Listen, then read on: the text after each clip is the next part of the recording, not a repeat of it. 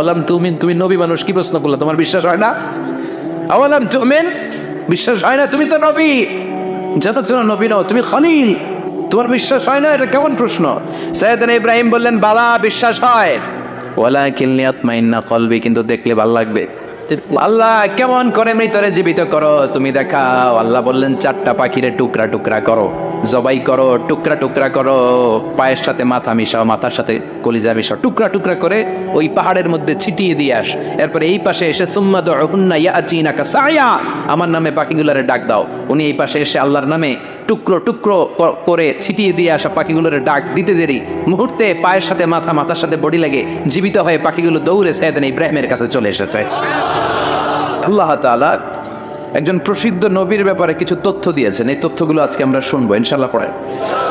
রব্বুল আলামিন বলেন, ওয়াইয ইবতালা ইব্রাহিমা রাব্বুহু বিকালিমাতিন ফাতাম্মাহুন্না ক্বালা ইন্নী জাইলুকা লিন-নাসি ইমামা।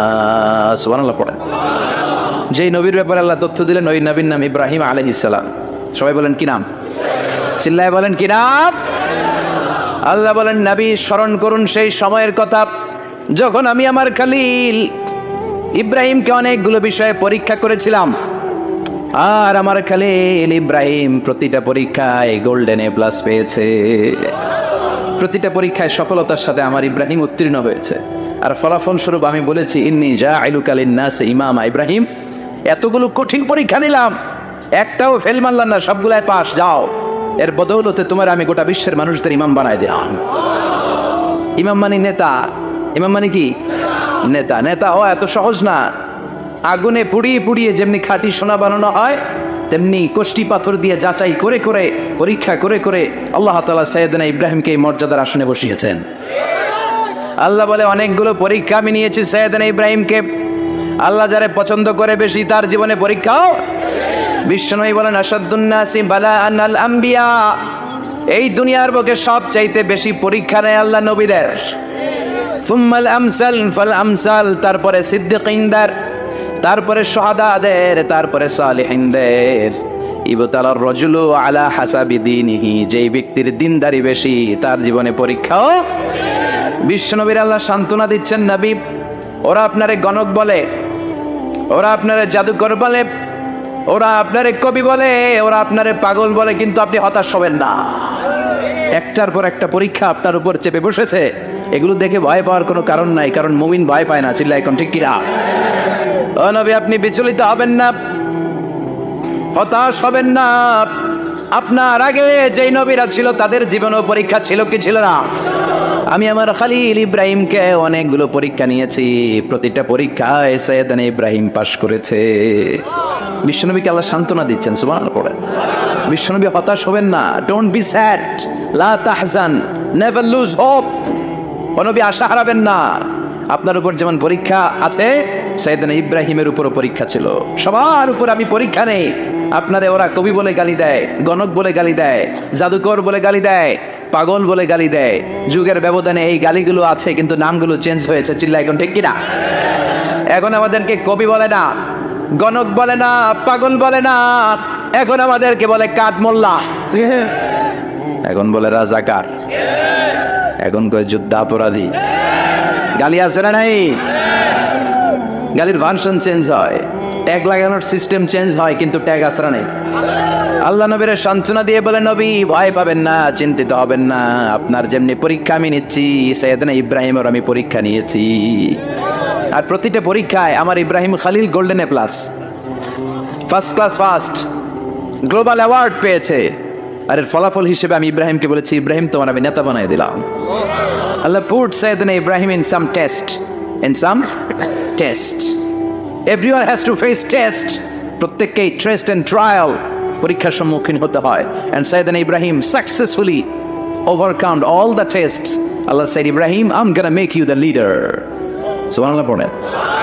একটার পর একটা পরীক্ষা আল্লাহ নেয়ার পরে যখন দেখলেন একটা তো ফেল করে না, আল্লাহ খুশি হয়ে বললেন, যাও, ইন্নী জাইলুকা লিন-নাসি ইমামা।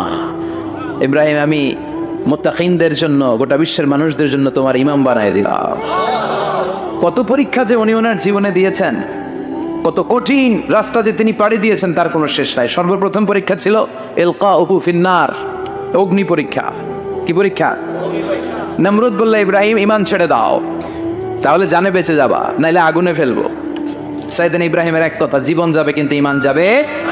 ঈমানের পথে অবিচল থেকে আমার মরণ যেন হয়, তোমারই কাছে মিনতি আমার, তোমারই কাছে মিনতি আমার।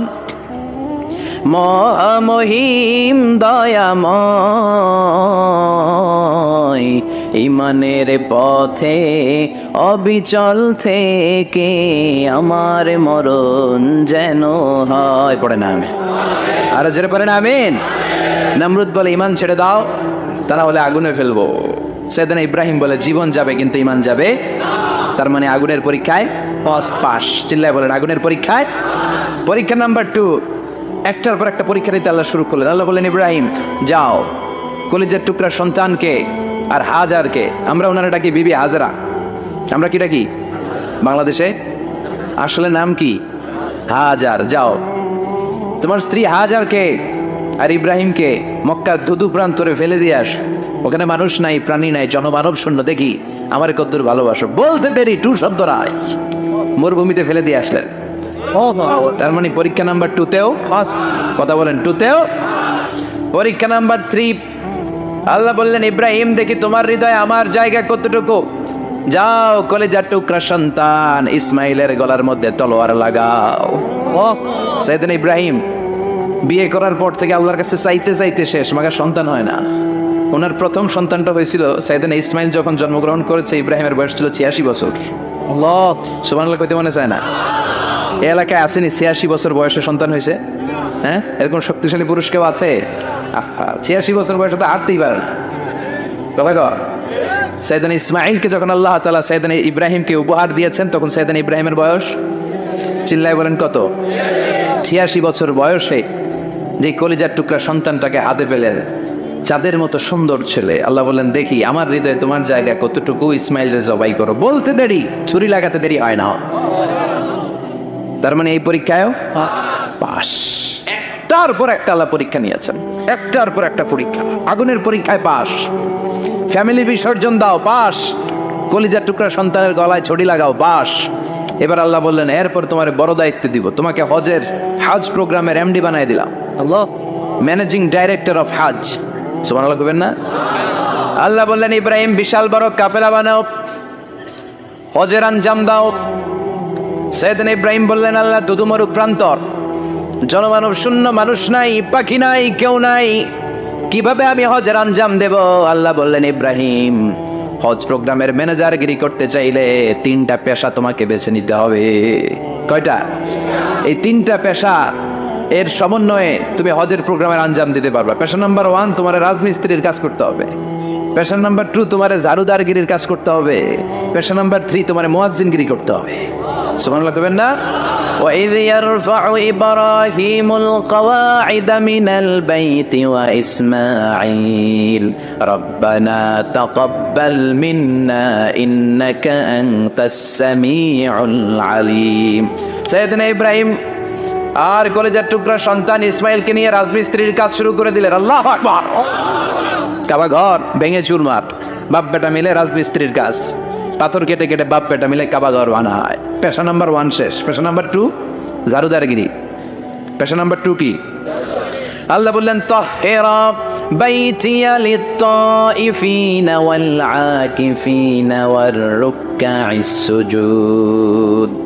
মসজিদেরি ঝাড়ু বারদার হোক আমারে হাত, শোনো আমারে মুনাজাত, শোনো শোনো ইয়া ইলাহি আমারে মুনাজাত, শোনো আমারে মুনাজাত। পড়েন আমিন। আল্লাহ বললেন, তাহহিরা পরিষ্কার করো, মানে ঝাড়ু দাও, বাইতি আমার কাবা ঘর, লিত-তাইফিনা তাওয়াফকারীদের জন্য, ওয়াল আকিফিনা ইতিকাফকারীদের জন্য, ওয়ার রুকআইস সুজুদ রুকুকারীদের জন্য, সিজদাকারীদের জন্য। ঝাড়ু দাও। বাপ বেটার রাজমিস্ত্রিগিরি শেষ, এবার ঝাড়ুদারগিরি শুরু। সুবহানাল্লাহ বলেন। এরপর আল্লাহ বললেন 3 নম্বরে মুয়াজ্জিনগিরির কাজ করো, ওয়াআযযিন ফিন নাসি বিল হজ্জি